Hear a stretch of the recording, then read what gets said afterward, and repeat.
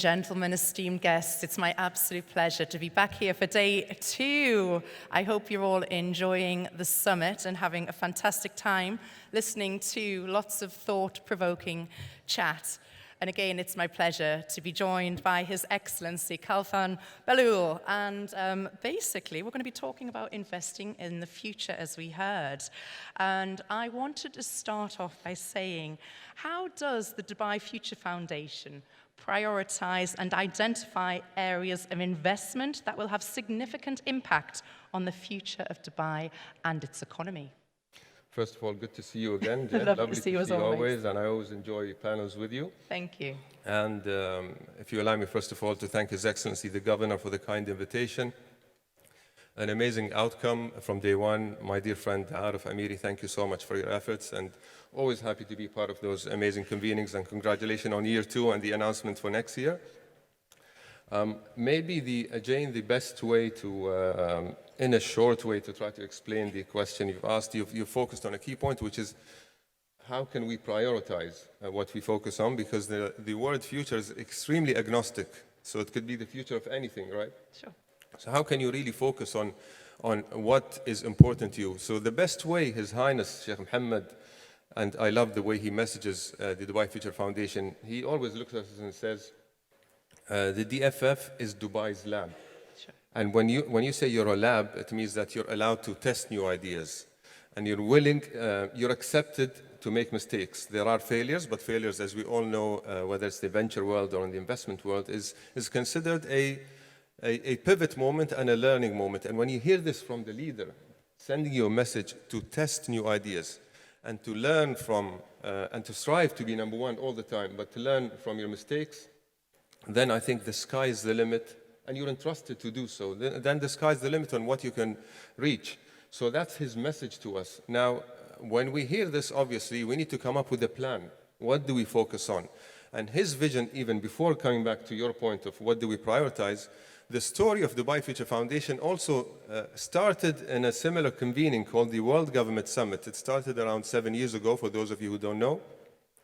And the World Government Summit is an annual convening that gathers government leaders to discuss many important topics. And in that convening, there was a small immersive display, and I'm sure you remember it, Jane. It was a small setup, probably a quarter the size of this room. It was an immersive walk where the delegates would come in and would witness immersive experience about future dialogues.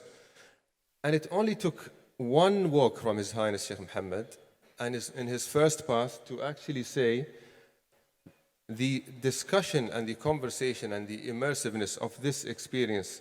The dialogues were the future of food, AI, robotics, you name it. He came in and then left from the other side of that experience and said, this dialogue, one, shouldn't be confined to the 3,000 delegates of the summit and should be institutionalized. So we need to set up an entity to create an example of how future is being planned for. So that was his seed of a vision. And then he appointed his son, the Crown Prince, His Highness Sheikh Hamdan Mohammed bin Rashid Al Maktoum, the chairman of the Executive Council and the chairman of the Dubai Future Foundation's Board of Trustees, to oversee this entity. And that's the beauty of our leaders. They give us that seed of a vision, and then we have to figure out how it works. And especially that this is something that's completely new. So our role, to wrap up the question, is to understand how we can focus on the most important things for humanity, starting here from Dubai. So we have a robust internal team for research and foresight, but more importantly, we have a global network that we reach out to make sure that we mitigate the risks of any future-related challenges. We have conversations like the FinTech Forum. We have the Dubai Future Forum, which is an annual convening to discuss things with futurists. And like I said, we have an internal team connecting with global networks. And with that, we come up with a playbook. And the playbook, which we'd love to share with the audience, it's available online. It's an opportunities report that shows you 50 opportunities. And this becomes like our compass, where we deploy different projects, tangible ones, like the Museum of the Future that you can see, and non-tangible, maybe, or non-visible ones, like the partnership we have with the DIFC on the Dubai Future District Fund, which is a an engine to invest in innovation and in venture capital. Those are obviously two of around 25 projects that DFF oversees. So we prioritize based on understanding what's happening in the future.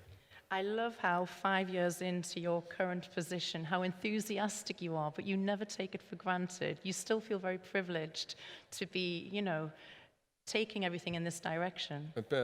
Jane, I feel privileged and lucky because what happens is I'm lucky because I think it's one of the coolest jobs in the world. You deal with new ideas, new things, but at the same time, it's very adventurous.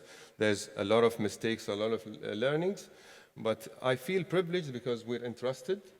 But I feel luckiest because it's all about the people that work at Dubai Future Foundation. It's not about me. The Dubai Future Foundation literally creates champions in new sectors. Because we study new sectors, the youth engage and immerse in those sectors, and they become leaders. And the best example that I can think of here is someone that I extremely work closely with, His Excellency Umar Al-Ulama, who is the Minister of AI. I still can't figure out his title. The Minister of AI and Digital Transformation and Remote Work Applications. Yes, I think I got it right. Well yes. done. So he is a perfect example for that because he wasn't.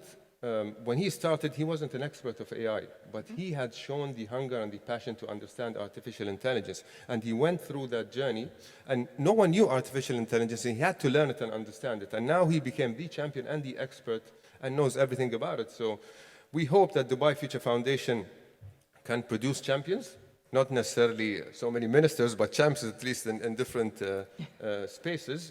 And this is what we believe in, and that's why I feel I'm blessed to work with an amazing team. Well, you touched on AI there. In your opinion, what are the critical factors that make investment in future technologies and innovations successful?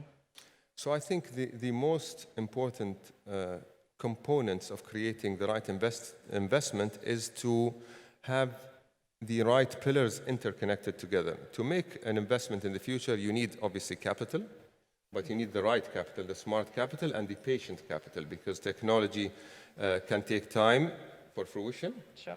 And that's our partnership with Dubai International Financial Center to really launch this fund that has a double bottom line impact metric in it, where we really think about, yes, of course, we want the IRRs and we want the returns, but we also want to see those new sectors and new jobs and the enablement of the ecosystem. The region, thankfully, and Dubai is one of the leaders when it comes to valuations and exits and successful stories, whether you look at Kareem or Souq, but we want to do more Kareems and more Souqs.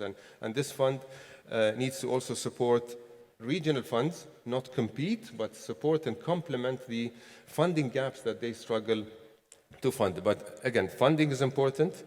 The private sector is immense. Sure. The amount of data and knowledge and wealth that the private sector has surpasses any government at the moment. So you need the government, you need the private sector, you need the capital, and you need academia, and you need the entrepreneurs and the smart brains. So the idea is how we can connect those and create the vibrancy is the best way to succeed. And I see the Consul General of Israel here. They've done a perfect job in boosting innovation ecosystems, and something that many people can learn from.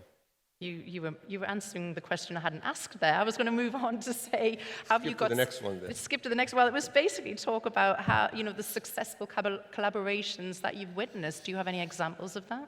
Yes, I mean, the best example I can say is the Dubai Future Accelerators, and maybe I can share a few secrets of challenges we had, as long as it stays within this room. But the key component of the Dubai Future Accelerator, which isn't, we all know how a typical accelerator works, and I see my dear friend Ziad Makawi, who I've learned a lot from. He's on the investment committee and a dear friend of mine. He brought the knowledge of Silicon Valley here, and he and many of you also know how typical accelerators work.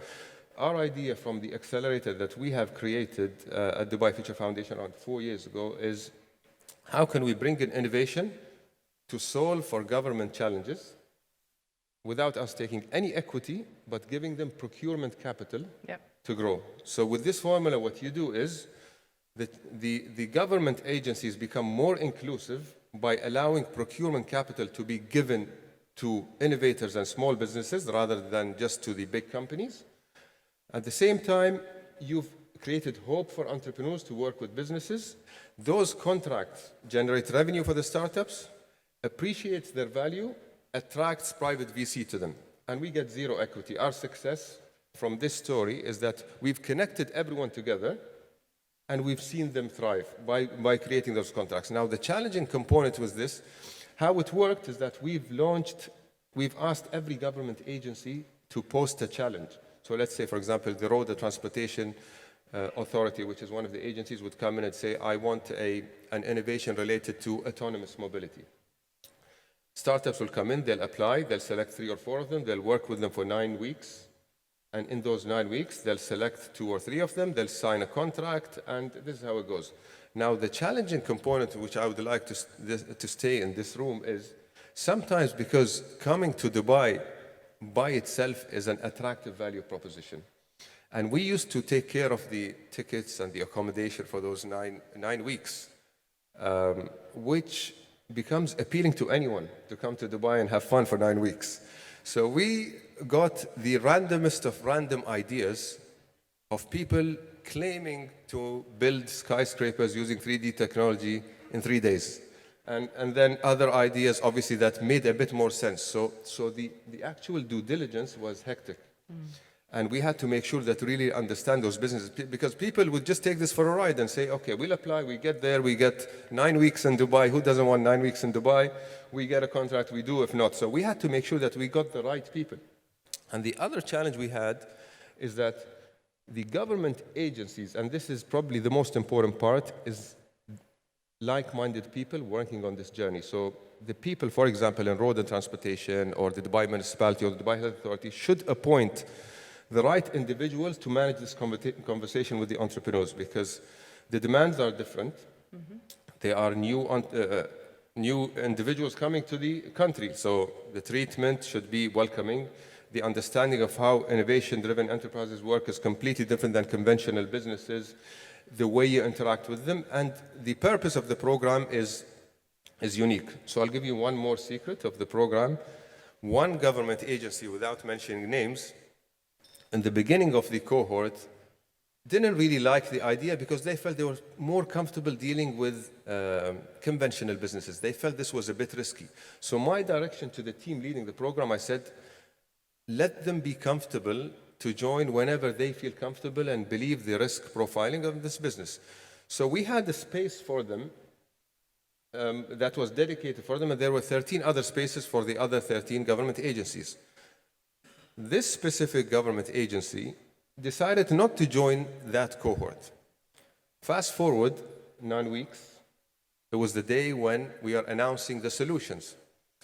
So I went on a walk to check all the spaces to make sure that we're ready for His Highness's visit. His Highness Sheikh Hamdan comes in, he awards, he stands as a sign of support to the entrepreneurs signing contracts with government agents. It's a big day for them all. So I go to that agency and I see them prepping up stuff for the presentation. So I asked my team, I said, what are we presenting here? And they said, well, this agency knew that His Highness is visiting, so they said they just brought some technologies that they had, and they wanted to present it to His Highness. So I went back to my office and I started thinking now this, and it was probably a year into my appointment. Yeah. So I had a very major decision to make. How politically smart should I be in this situation? Shall I be frank? Shall I be honest to myself and say that they shouldn't be passing because we're defeating the purpose of the whole program? So I ended up calling a dear brother and a champion to me, His Excellency Mohammed Al-Gargawi, who is the Minister of Cabinet Affairs and the Managing Director, and someone that's a sounding board to me. So I called him and I said, Your Excellency, I have a sticky situation. I think, in my humble opinion, I think we stick to the principles of the program, and His Highness should walk through the entities that went through the program, and whenever this agency believes in the program, we'll have a red carpet for them. So what do you think? And I was super glad to say that not only you should do that, you should also build a Chinese wall to make sure that he doesn't pass by there. And the reason I didn't mention this government agency, it's because it was their decision. And then what I ended up realizing is the leader of that government agency wasn't even informed. So it wasn't even the fault of the leader. So I go back to the most important point. It's the mindset of the people connecting with the startups. The next cohort, they were the best performing government agency and they signed 4 contracts. So it was a long story to explain that mindset is extremely important. You need to understand that those businesses will probably fail. Yeah. But if they succeed, they become an example for the world. And this is what we need to do. Well, you talk about the right people and them being here, and the very fundamentals of that, we need to go and flip to education, which I know you're very passionate about. You know, how do you see the role of education here in the UAE and Dubai in particular, and talent development, creating a sustainable environment for investing in the future? You know, what initiatives are DFF undertaking to support this? Yeah. Can I break this into 2 streams? Absolutely. Okay, so there's 2 parts into education. There's what education you give, which needs thinking, but what also needs thinking is how is education given? So you have the what and the how. So the what, in my humble opinion, and we do this in the Dubai Future Foundation, the core education, in my humble opinion, I mean the math, the sciences, the calculus, this will always be there because it stimulates the brain. And as you can see, and I'm sure ladies and gentlemen here that are in the finance world will also concur that a big chunk of them are probably engineers by background. Yeah. And you see them in the private equity world. And the reason is because it's engineering is also great for critical thinking and understanding. It doesn't mean that you're going to apply calculus every day, but you're going to understand how to make logical decisions. So those core educations and what you study will be there. But there will be a hybrid as well of jobs of the future and the immersive technology and understanding coding and all those digital economy related education, whether it's coding or even innovation-driven enterprises education. Those are going to be there, but I think there'll be a mixture between the conventional type of courses with courses related to the jobs of the future that are playing a key role in the economies, I think. And we don't even know what they are yet. Absolutely, but we need to focus on the things that we at least have an idea, whether it's coding, like I said, understanding blockchain, understanding all the digital economy contributing factors. There needs to be an emphasis on that. Now, the second part, which I think needs major disruption, is how education is given.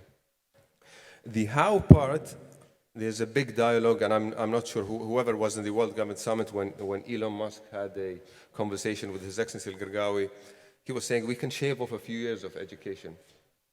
So there's a debate that education can be shorter. There's a big debate whether when you spend 8 hours at home, do you actually need to spend 3 hours doing homework and lose on time spending with your family or doing extracurricular activities or mental well-being related issues, because that's also a segue to a big challenge that we have. The fellow speaker before me, I think, had spoken about, or maybe the session before that, the importance of gaming and education, and I absolutely agree. And I'm willing to bet that if you get a gamer that's immersed into some game that's, I don't know if it's a competition in a certain city or a country, and he understands all the demographics of the city, and sit him with an A-star student in geography, he'd probably maneuver around that city and understand every lake, every mountain, every building, because he's lived it literally. And the way he has consumed the data and understood it is probably 10 times faster than the way that conventional education of geography. So the gamification component into education will play a massive role, because you see them. I see them in my younger brother's house in the majlises and the gatherings. The way they immerse into technology is scary. And the knowledge they have from those worlds, and I see Arif smiling because I keep on blabbering to him about this all the time, and there's a big challenge with this. But this also triggers one important issue here, which is something that I'm not into gaming, I'm into sports more, and I think sports are at Major risk. Arsenal fan, Arsenal fan, yes. right here. Let's not start that conversation. That's probably going to be another half an hour.